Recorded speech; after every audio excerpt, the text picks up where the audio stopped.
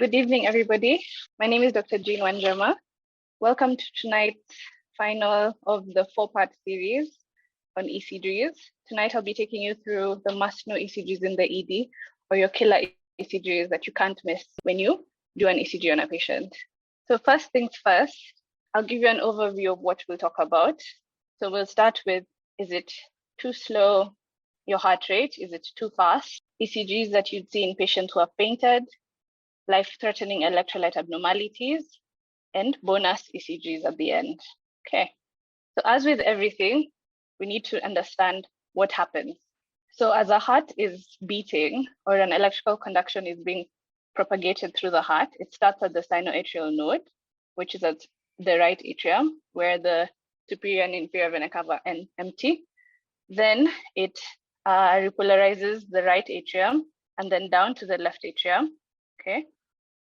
Then the electricity comes down into the AV node. AV node is like your bouncer for your heart, where it slows down the rhythm and analyzes like, you're good, you can move, you're good, you can move.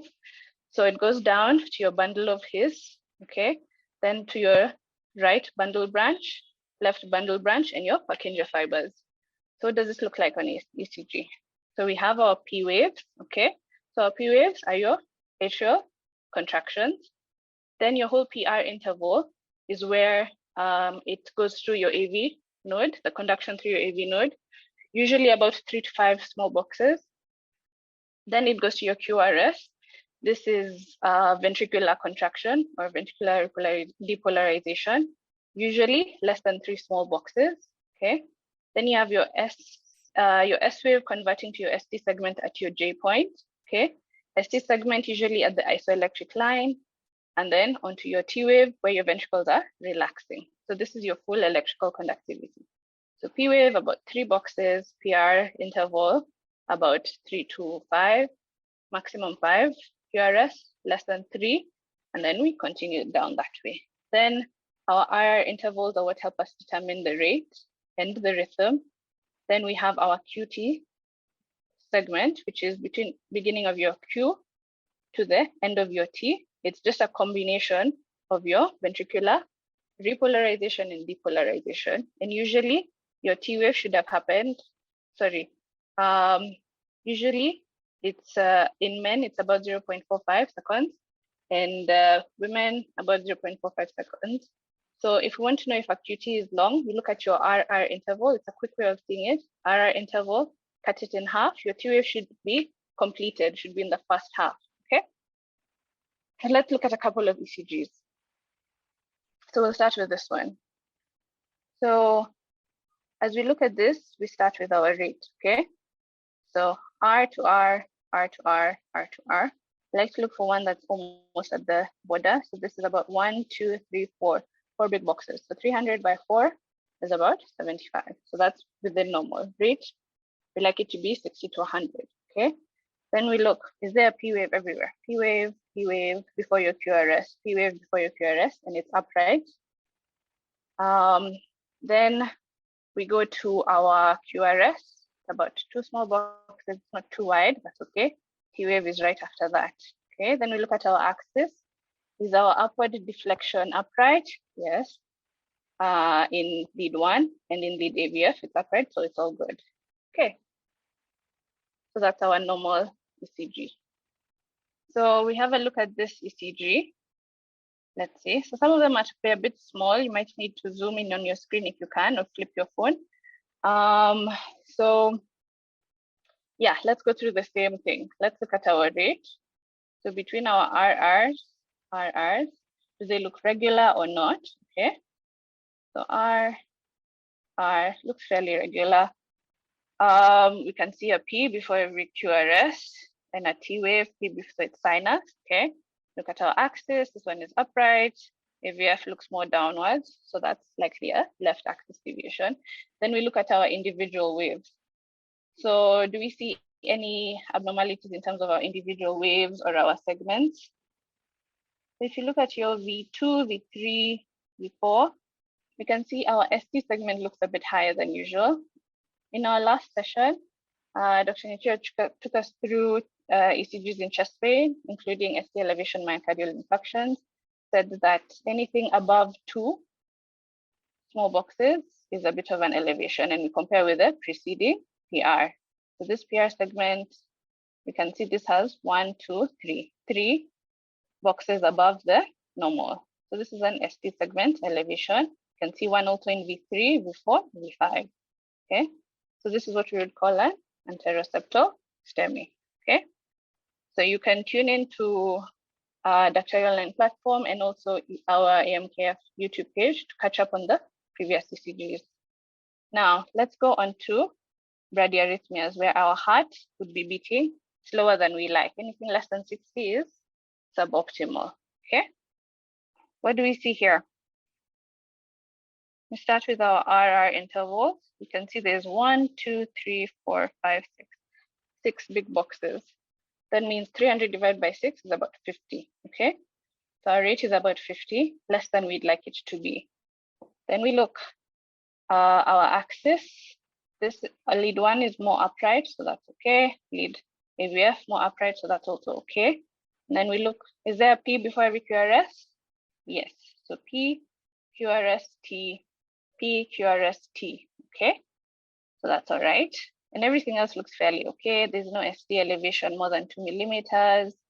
There are no strange inversions. So this is what we would call a sinus bradycardia, okay? This can be completely normal in some patients, like athletes, marathon runners, they have a slower heart rate and it's perfectly fine. With all your ECGs, you have to compare with the patient context, okay? Is your patient stable in terms of like their vitals? Are they hypotensive? Are they, is their GCS 15/15? Things like that. So for this patient, is probably marathon runner, comes in just for a regular annual check. And yes, correctly, it is a sinus bradycardia. Okay, so let's go on to look at some of our heart blocks, okay? So like we said, the conduction starts at a SA node, repolarizes your atria, then goes down to your AV node. Sometimes your AV node could be a bit malfunctional and you have an AV block, okay? So what comes from your atria doesn't fully propagate to your ventricles, okay? So we like looking, like we said, PR interval is our go-to point when it comes to looking at our AV node disorders, okay? So in our first degree AV block, usually our rhythm is fairly regular, might be a bradycardia or not, okay? Might have a normal rate, but what you'll see is that your PR interval, the distance between the onset of your P wave to the initiation, to the start of your Q wave is a bit prolonged. We said the normal would be less than 5, 3 to 5 small boxes. If we look here, it looks a bit wider. It's about 7 small boxes, but constantly is about 7 to 8 small boxes. So that's what a first degree AV block would be, just a regular PR prolongation in a fairly stable patient, okay?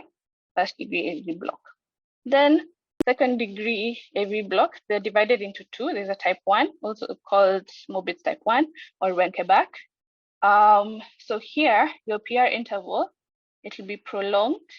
The first one will be long. Okay, all your PR intervals will be prolonged, but there's a rhythm to it. So they'll be prolonged, prolonged, prolonged until it drops a bit, okay? So like, let's say here, the first one would be 5 small boxes, and the second one, 7 small boxes, and the third one, about 8 small boxes between your PR interval until you get a P wave, but no QRS. So that's our MOBITZ type 1, okay? It progressively gets longer until the P wave is blocked. These patients can also be fairly stable. You wouldn't panic too much about them. You'd want to schedule a cardiology visit with them, but it's not a true emergency. However, MOBITZ type 2 or your second degree AV block, this one, you need to have your antennas up. So what happens is that your PR interval, it could actually be longer or slightly normal, but it's fairly regular. So you'll have a PR that's prolonged, maybe 6, 6, 6, then drops, okay? So it will drop after a certain ratio. So maybe you have 1 QRS interval where your PR is about 6 small boxes. Then you have your second QRS interval, about 6 small boxes, but maybe your your first PR interval is about 6 small boxes. Your second PR interval is also 6 small boxes. Then your third one, you'll have a P, but no QRS, okay? So that you'll have a 3, 2, 1, okay? 1, 2, 1 is lost, okay? You have 3 P waves, but only 2 QRSs, and it's regular throughout like that. So it will be PQRS, PQRS, P. PQRS, PQRS, P. So complete, complete, drop. Complete, complete, complete, drop. That's the MOBITZ type 2. This one is a lot more dangerous. It needs you to pace your patient immediately where possible. These are patients you'll definitely admit and have to have follow-up with a cardiologist, okay? Then we go to our 3rd degree AV block, which is also called a complete heart block. So this one is where your atria will contract, AV node completely stops everything, and then your ventricle, since every cardiac cell has its own automaticity, will also contract on its own. So you'll have P waves, your atria contracting on their own, and your ventricles contracting on their own. So P waves not related to your QRS at all. So your ECG strip will have random P waves, random QRS complexes that don't necessarily follow each other, okay? Like you can see here, there's a P wave, no QRS, P wave, then a prolongation, then there's a random QRS, P wave, random QRS, yeah. So that's your 3rd degree, very dangerous, complete heart block, needs to be paced, needs urgent cardiologist review. So if we look at here, so we look at our rate, try and count how many small boxes, if they're equal. This is about 5 to 6 small boxes. So rate is about 60, okay? So this is basically just a ECG of where we have a prolonged PR interval. If you see this, this is your P and this is your QRS, yeah? If you look up here, this is your P, this is your QRS. It's definitely more than 5 small boxes. So you know your PR interval is prolonged, okay? So we think this is a what? What do we think this is? So it's constantly prolonged, constantly, constantly, constantly. It's actually even almost getting to 2 small boxes, like 1.5, yeah? But constantly. So yes, this is your 1st degree heart block, okay? So what do we think is happening here? So we have our PR, okay? This is about 4 small boxes, okay? Then we look at the second one, it's about almost 6 small boxes. Then we look at the third one, it's almost about 8 small boxes. So we start with 1, and we start with 3, then 5, then 8. So that would be our, so it's prolonged, increases, then there's a drop. So correctly said, that is your MOBITZ type 1 or 2nd degree heart block. Good. How about this one? So we can see our PR interval about 3 small boxes, 3 small boxes, 3 small boxes, then a lone P wave, then the isoelectric line, okay? So 3 small boxes, 3 small, so your PR is constant, about 3 small boxes, and then we have a dropped beat. So this would be your, correctly said in the chat, MOBITZ type 2, good. So these are the ones you want to pace, okay? Lots of lines thereabout. Okay, so this, where my laser pointer is, this would be your P wave.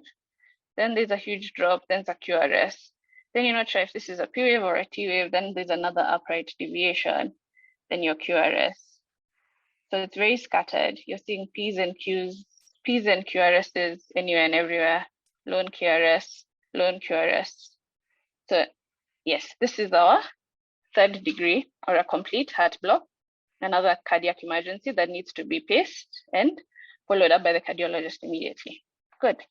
So those are the 2 slows or the bradyarrhythmias. So now we move on to when our heart is beating too fast. So rates of above 100, above 120, these are the ones we look at first. So they could be, so the origin of the fast beat could be atrial, where it will be a narrow complex. So like we said at the beginning, you want your QRS complex to be about 3 small boxes, okay? If it's less than 3, it's a narrow complex. If it's more than 3, it's a wide complex, okay? So atrial tachyarrhythmias often narrow complex. They originate from the atria, so they include atrial flutter, fibrillation, and atrial tachycardia. On the flip side, if the tachyarrhythmia is originating from the ventricles, like we said, they'll be wide, where you have your QRS complex being more than 3 small boxes. Then they can be, in terms of how the QRS itself looks, it can be monomorphic, means one morphology throughout, especially like in a certain lead, all the QRSs look the same, versus polymorphic, where in one lead, you'll have many QRS complexes that look very different from each other, okay? Those are your ventricular tachycardias. Then you can also have a ventricular fibrillation, okay? All right, this is another way based on irregular or irregular, okay? So if we try and have a look at this ECG, what do we see? So yes, it looks regular. You can see about 2.5 big boxes everywhere between your RRs. Okay, good, it's regular. What is our approximate rate for this one? It's definitely above 100, right? Because 3 big boxes would be 100. So it's about 120, 125, okay. How does our QRS look? So is there a P wave before every QRS in this one? Yes, there's a P wave, then our QRS, P wave T, P wave, QRS T. So it's a sinus, okay. Then how do our QRSs look? Are they narrow, are they wide? So as it's rightly said in the chat box, yes, it's a narrow QRS because it's about 1 small box. So this would be so this is a patient who maybe was in an accident, comes, has a broken tibia fibula and is screaming in pain, has a narrow, complex, fast heartbeat, which is sinus. This would be our sinus tachycardia, okay? This is what a sinus tachycardia would look like. So basically just a fast heart rate, but all the other waves are fairly normal. So in terms of atrial tachyarrhythmias, we said there, atrial fibrillation. So atrial fibrillation, it's an irregular heart rate, doesn't have any P waves, as opposed to atrial flutter. So they have these upright deflections are what we call flutter waves, okay? Looks sawtoothed. Then we also have a multifocal atrial tachycardia. Basically, many different centers in your atria are firing at the same time. Okay, so this is just another picture. If it's a purely atrial tachycardia, your P waves would be inverted, but everything else would be fairly normal.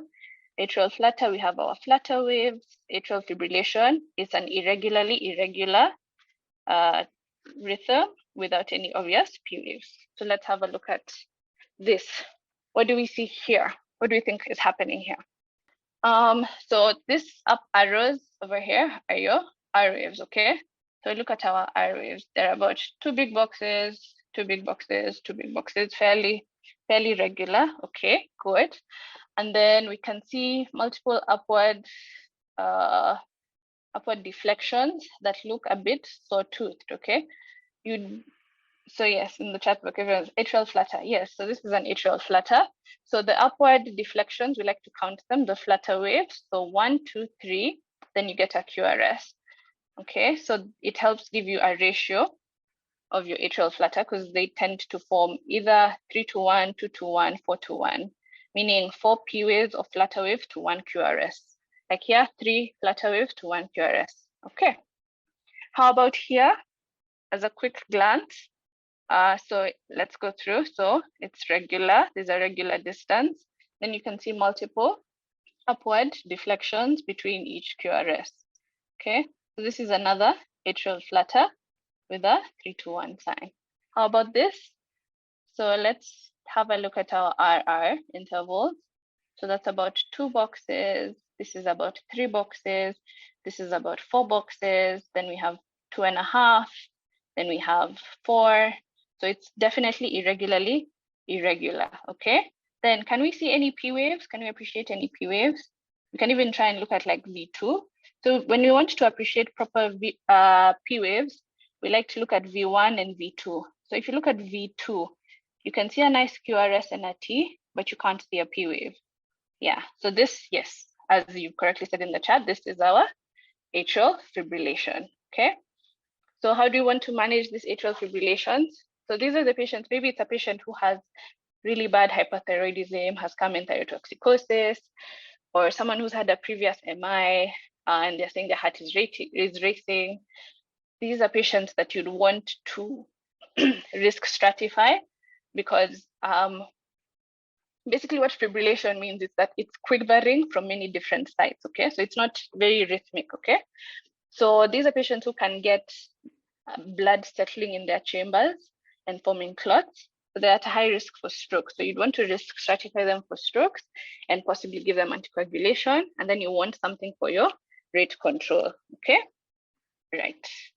How about here? What do we see? Definitely looks fast, yeah? Your RRs are quite close together. It's just under two big boxes. So that would be about 150, a rate of about 150, okay? What else can we see?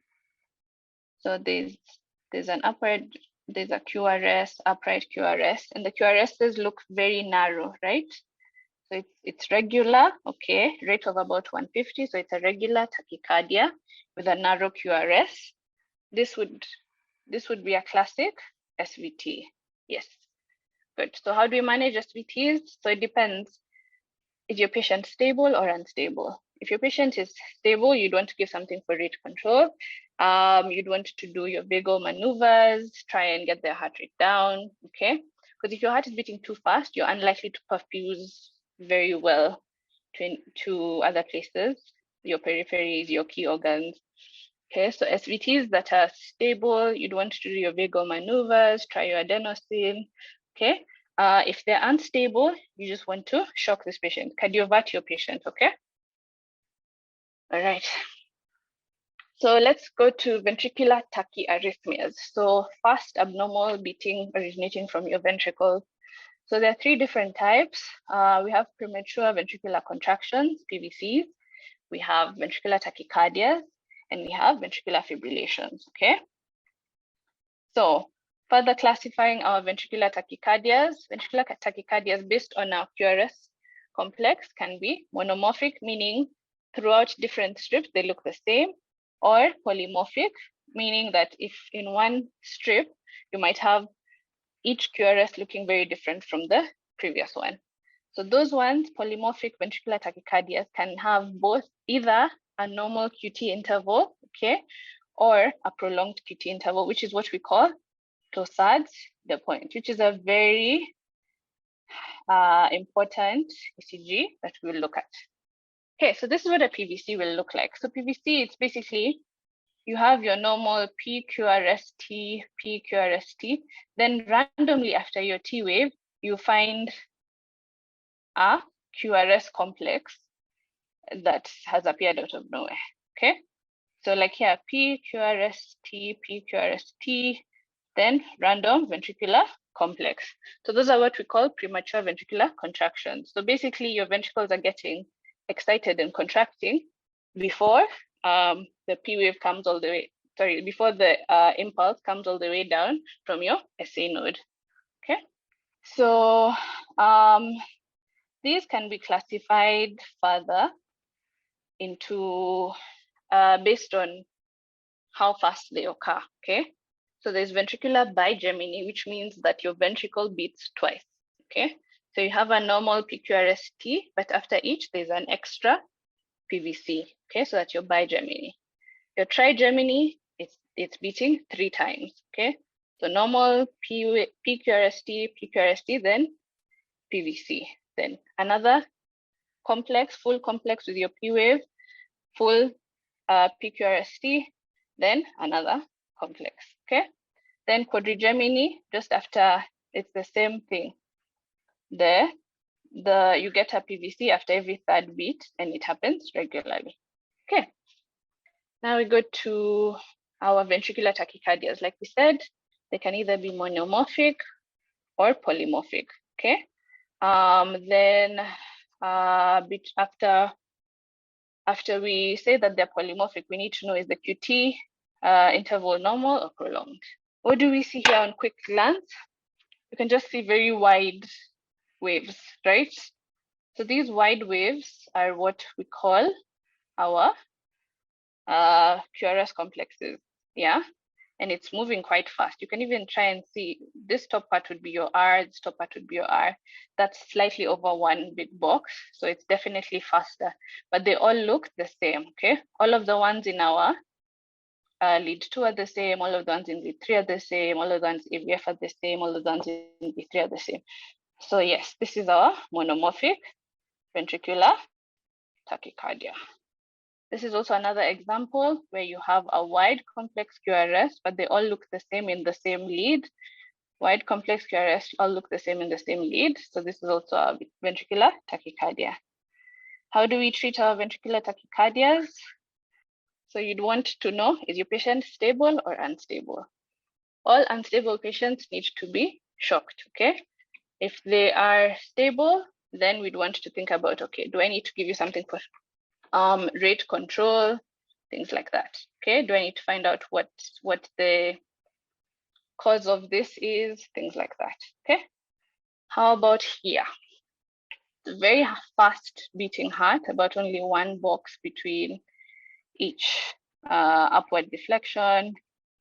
They look a bit different, right? So this one, so we're looking at now lead 2. So this one does not look the same as this one, does not look the same as this one, does not look the same as this one, okay? So we have a ventricular tachycardia because it's a wide complex, okay? And then in terms of the morphology, they're all very different. So we'd say this is our polymorphic ventricular tachycardia. So if you try and look,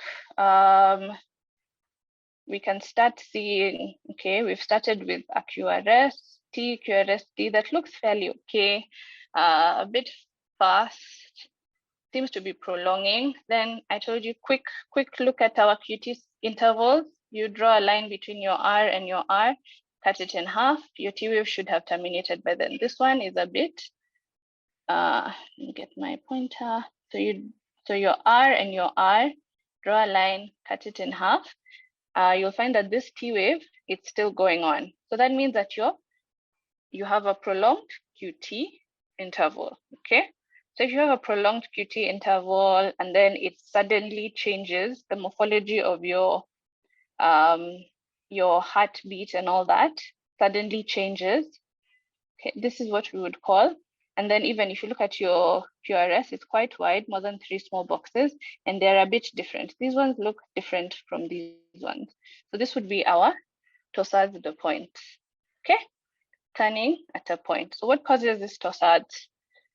So torsades, it often can be precipitated by a couple of things.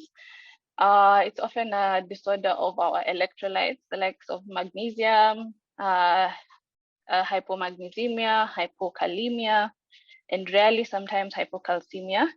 So there's that. And then it can be precipitated by some medicines, okay? Our macrolides, our azithromycin, erythromycin, our fluoroquinolone, ciprofloxacin, those can actually trigger torsades. So management of this patient, are they stable or unstable? Most of the time they'll be unstable. So you'll want to shock your patient, you want to cardiovert your patient, and then you'll also want to give them some magnesium, 2 grams of magnesium IV. How about this one? Are we able to appreciate P waves?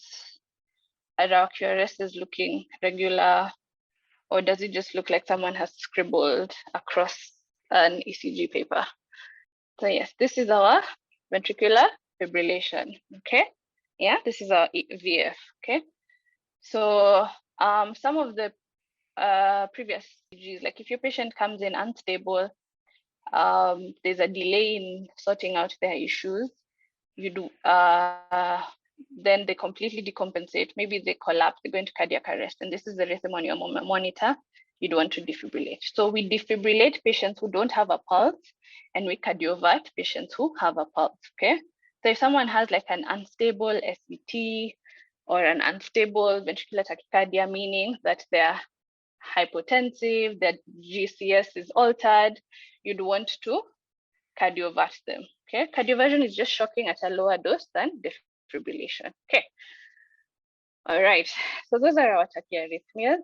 So like we started, too slow are your AV blocks, too fast, is it atrial, is it ventricular? If it's ventricular, is it a wide complex, is it a narrow complex? And all throughout, the main question you're asking in terms of your management of your patient, is your patient stable or unstable, okay? Now we'll move to ECGs in patients who have fainted, okay?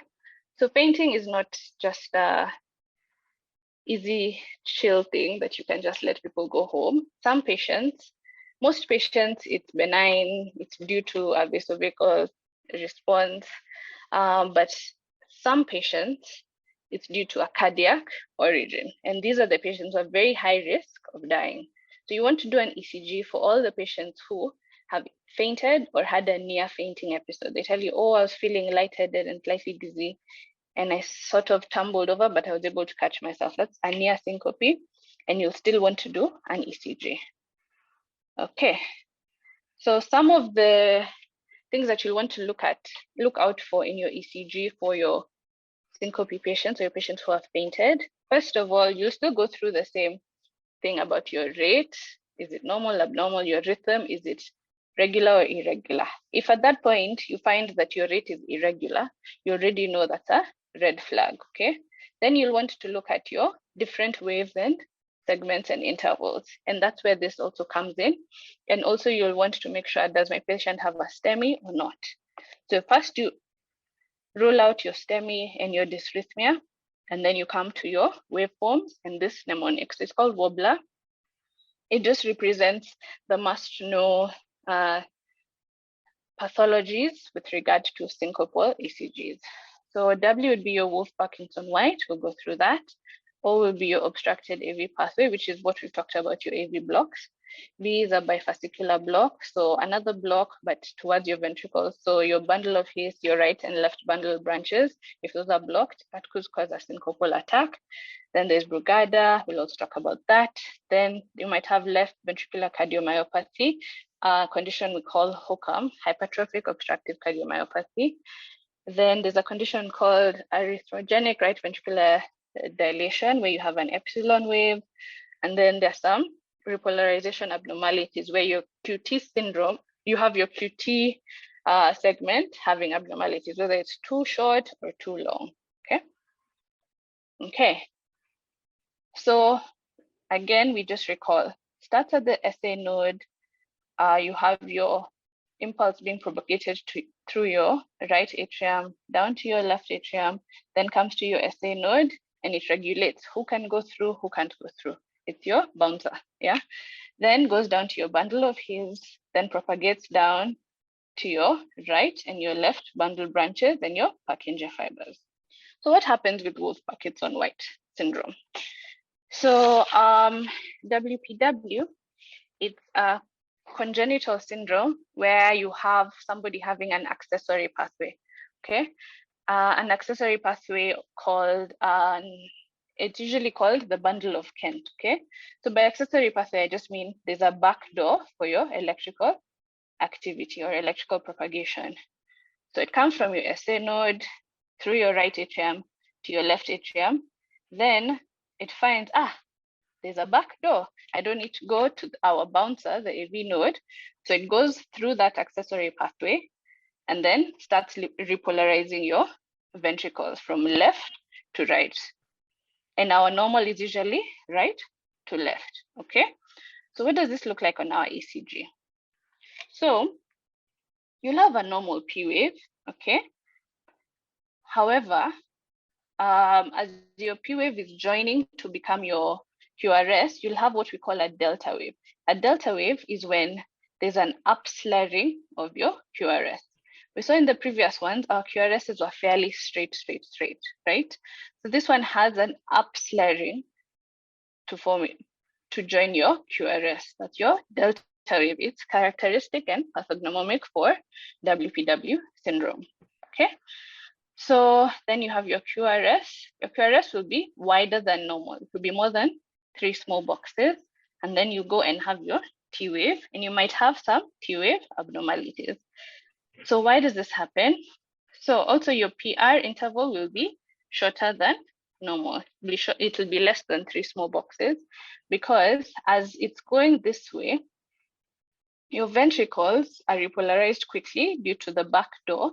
So your AV node doesn't have time to slow down your impulse from your SAN. So that means you'll have a short PR, okay? Then as your QRS is being formed, we have this upslaring because it's coming from your left ventricle. It's come down to your left ventricle. Then at the same time, your AV node has sent down your correct impulse, okay? So your correct impulse will still be propagated down. So your heart, your ventricles have already started contracting. Then this one comes like, let's continue contracting. So you have a wider QRS. T-wave abnormalities because we've repolarized from left to right and not right to left. I hope we understand, okay?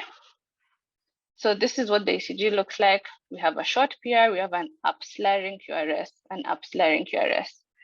And then our T-wave is inverted in places it shouldn't be. So that's your WPW. One of the ECGs you shouldn't miss, because these are your patients. Again, you'll ask yourself, is my patient stable or unstable? If they're stable, they'll still be admitted. They go to the cardiologist and they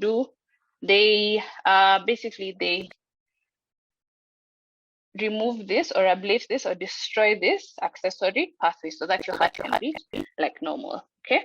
That's the definitive management. If they're unstable, we do what? We shock, we cardiovert, okay? So next up is our Brugada syndrome. So Brugada, it's another 50% of the time will be inherited, has a familial predisposition, can be inherited between one member of the family to the other. So this is a patient who had a syncopal episode or fainted somewhere, came to the hospital, you did an ECG, you are taking your history, and then even when you get to your family social history, they'll tell you, I have an uncle or a father who died suddenly in his sleep at the age of about 40 years, fairly young males with sudden cardiac death, okay? So what are the characteristics of our Brugada? So basically the why behind it is there's a gene that's mutated and causes an error in your sodium channel, your sodium channels. So we know our sodium channels help the inward and outward movement of sodium, especially in our cardiac cycle. So if you have that sodium channelopathy, then the propagation of an impulse becomes a bit distorted. So you'll end up having what we can see here, that is a characteristic sign. It's called a curved ST segment elevation, okay? Most ST segment elevations are nice and upslaring like this. This one looks like a curve like this, okay? So that's your curved ST segment elevation, and you'll often see it in V1, V2, and V3, okay? V4, 5, 6 will be fine, but V1, V2, V3, you'll see this curved ST segment elevation, and it's usually, when you map it from your previous PR segment, it's more than 2 millimeters above the PR segment, okay? So ST elevated about 2 millimeters, and it's curved shaped. And then after that, you have a inverted T wave, okay? So you have a high riding curved ST elevation more than 2 millimeters, then it comes down into an inverted T wave. So that's your Brugada. That's the main one that you will see. It's also called type 1. There's also a type 2 where you'll have your uprising ST segment elevation, then you have a saddle, okay, or a dip, and then goes back down. Also about 2 millimeters above the isoelectric line. Type 3 can be either of these, but with about 1 millimeter elevation. But just remember the type 1, okay, the curved ST segment elevation. So these patients, how do we manage them? Again, stable or unstable, but the definitive management is these patients need an implantable cardioverter defibrillator. They need that pacemaker type thing in the heart to help control the firing. Okay. So then we go to hypertrophic cardiomyopathy, or HOCM. hypertrophic obstructive cardiomyopathy. So this one, basically what is happening to this patient is your left ventricle and your intraventricular septum becomes very thick, and then there's widening or enlarging of your left ventricle. So what that means on ECG is, yeah, you'll see signs of left ventricular hypertrophy. How do we count left ventricular hypertrophy? You do a sum of your upward deflection in V1 and your downward deflection in V6 in terms of your small boxes. Usually, if there's left ventricular hypertrophy, it's more than 35 millimeters, okay? So you'll see signs of ventricular hypertrophy. Like here, you can see very high impulse, high amplitude, QRS complex, okay? And then another thing that you will note, these Q waves, especially in your lead 2, 3, AVF, even in lead 1, you can see very prominent, sharp, needle-like Q waves throughout, okay? That's not normal. Our Q waves are usually very small, about 1 millimeter short, if they are there at all. But these ones are very prominent and very needle-like. So we call them dagger Q waves. So a combination of those dagger Q waves and signs of left ventricular hypertrophy will be called our hypertrophic obstructive cardiomyopathy. These patients, again, stable or unstable. Call your cardiologist, they'll manage them further in terms of whether they'll give them medicines or they'll take them to narrow down or they'll put a cardiovascular defibrillator, an ICD, okay? All right. So those are your ECGs and syncope that you need to know. Now we move to our life-threatening electrolyte abnormalities. Okay, I hope we're all together up to now. So, main ones that we'll look at are your potassium and calcium, okay? Magnesium, we alluded to it before. You'll get your Torsades and you need to give a bolus if it's of 2 grams, usually over 10 minutes in some saline. So potassium can either be high or low, more than 5.5, less than 3.5, 3.3, depending on where you do your case. Okay, so hyperkalaemia, basically in your cardiac impulse, in your cardiac depolarization, there's a shift of potassium, sodium, all those electrolytes. So in your cardiac action potential, or how the impulse is generated, if your extracellular potassium is very high, that will make your myocardium become depressed, okay? It reduces your myocardial excitability, okay? When it reduces your myocardial excitability, it will also depress your pacemaker cells, like your SA node, AV node will start getting depressed gradually, okay? As it worsens and is not corrected, it can eventually lead to a complete SA node block, AV node block, or eventually arrest. Power. So what this looks like on our ECG is what we call a pull effect, okay? So your T waves are pulled upwards, okay? Your QRS is pulled outwards, becomes longer. Your P waves are pulled upwards, they become flatter until they completely disappear. That's your hyperkalaemia. On the flip side, we have hypokalemia. Hypokalemia, that's your extracellular potassium is very low, usually less than 3 millimoles is when you start to have ECG changes, 3 millimoles per liter.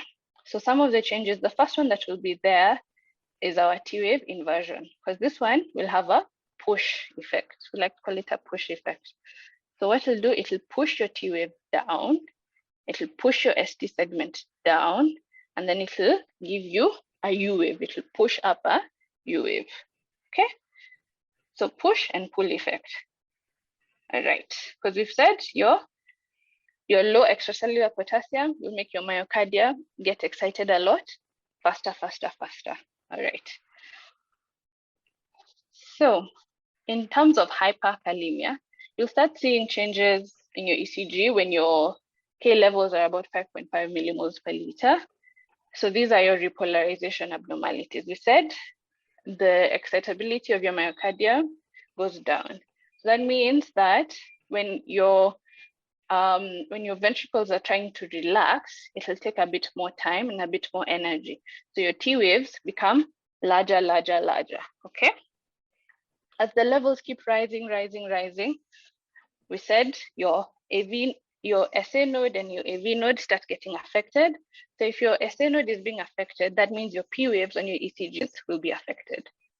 So your P waves start becoming wider, wider, wider, because it's taking more effort and more time for your SA node to generate the impulse, okay? So you have widened P waves until they become flat, and eventually they disappear, okay? Also, it will also affect your AV node. So your PR will be prolonged, more than 5 small boxes, okay?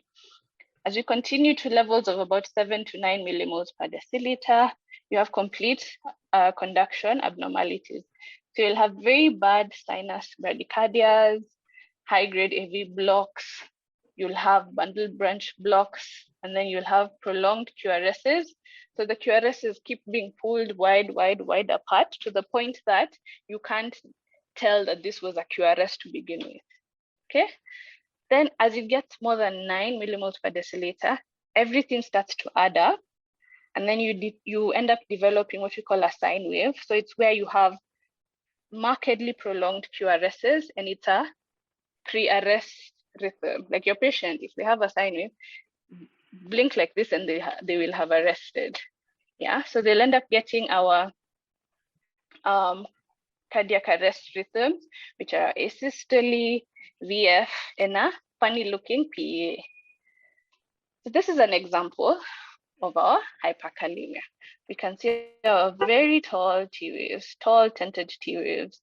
Our QRS is quite wide, has started looking very funny looking, so has been pulled. So everything has been pulled. And you can barely determine, is this a P wave? Is this a T wave? What is this? So that's your hyperkalaemia, and you need to intervene immediately. So this is what I was talking about, our sine waves. Everything has been pulled so much that you can't tell, is this a QRS? Is this a T? Is this a P? You don't know what it is. So this is what a sine wave looks like.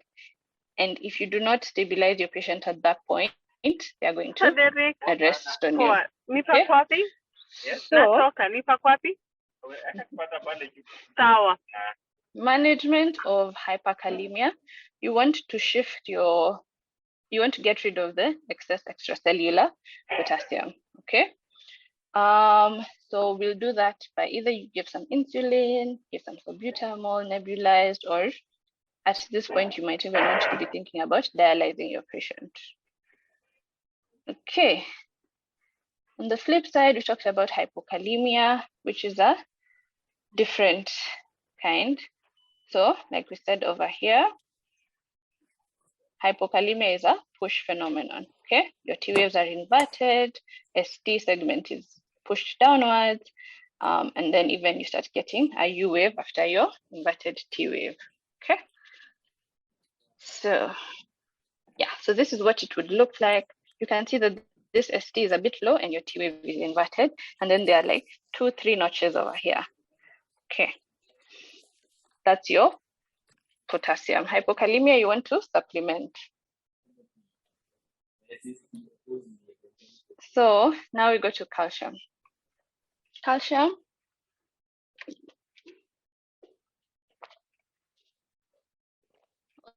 also very important in your cardiac action potential and generation of your impulse, so that you can get your repolarization, depolarization.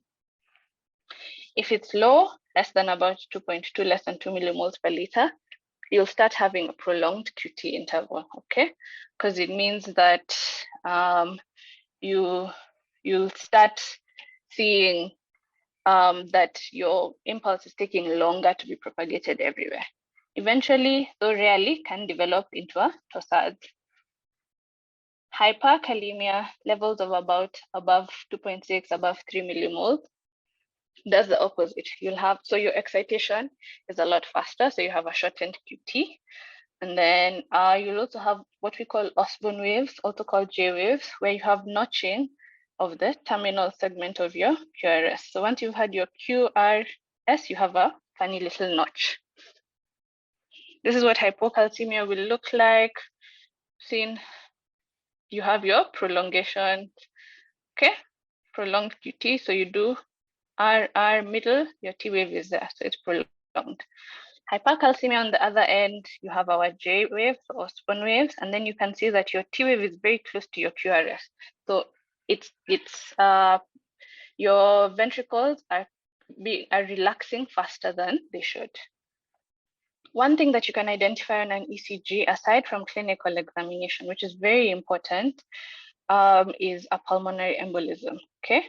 Most common feature will be a sinus tachycardia, okay? About 50% of patients with PE will have a sinus tachycardia, and about 20% will have this fancy thing that we were taught about our S1, which is a deep S wave in lead 1, Q3, prominent Q wave in lead 3, and T3, an inverted T wave in lead 3. So S1, Q3, T3, not the most common. So always look at your patient's clinical presentation, get their history, get their risk factors, do your virtuous triad, look at their vitals. Do they have a tachycardia? Is it a sinus tachycardia? Yes, so you want to manage the PE, okay? All right. Now, maybe your patient is homeless, sleeping outside, it's raining, it's cold. They might be brought in, maybe low level of consciousness. ECG can tell you that a patient is hypothermic. So hypothermia is defined as a core temperature of less than 32 degrees Celsius. So at that point, even up to around 30 degrees is when you start seeing changes on your ECG. So your patient will come in shivering. So even your isoelectric line will have artifacts. It's called a shivering artifact. Then, like in hyperkalaemia, they start forming what we call Osborne waves or J waves, okay? So J waves are just notching at the end of your, so this is what an Osborne wave is, okay? Notching at the end of your QRS, okay? That's one of the things that you'll see in your hypothermia. You might also see U waves, all right?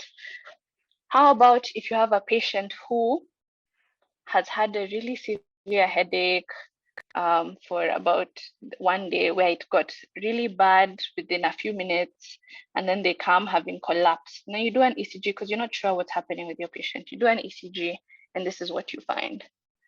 So this is a representation of what a subarachnoid hemorrhage would look like, or any signs of raised ICP, okay? Someone had a hydrocephalus, if they had anything that would cause raised ICP would give you these. These are called cerebral T waves. They are deeply inverted T waves, which have a Wellenoid appearance. Wellens is, if you caught our previous talk, we talked about Wellens. So chest pain, atypical chest pain on exertion, you might have deep inverted T waves that are called Wellens.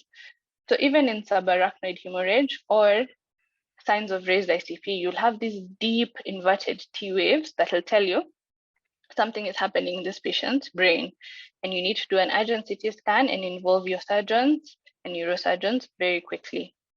And I'll just let you have a bit, you can ask me a couple of questions if you have any questions in the chat section as we look at this take-home message. When you're always looking at an ECG, look at it as, is it regular or irregular? Do the RR intervals, are they equal throughout the rhythm strip?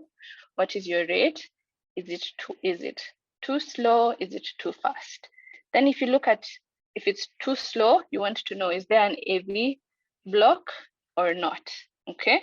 If it's too fast, is it ventricular? Is it atrial? Okay. Then we look at the other waves and the segments. Look at your P wave, look at your PR interval, look at your QRSs, okay? Then look at your T waves. And then you come with everything all together and you manage your patient accordingly. So there's a question over here on, someone wants me to show them PE. So PE, like I said, it can most commonly will present with a sinus tachycardia. Okay, so you'll still need to take your full history, fully examine your patient, and then when you go to do your ECG, it'll probably just be a sinus tachycardia. Some patients will have the S1 Q3 T3 phenomenon that we're taught in school, but it's about 20% of them. So that's a deep S wave in lead 1, deep Q wave in lead 3, and an inverted T wave in lead 3. Okay, then someone, Lee Oyugi, asks, how does that subarachnoid translate to the ECG? Honestly, I won't lie, I don't know what the pathophysiology is, but we can all try and do further research. They're just called cerebral P waves. I've just seen one more question from Apollo. So we said hyperkalaemia, so high extracellular potassium decreases your myocardial excitability. So basically it suppresses your heart, okay, when it's high. When it's low, it excites your heart.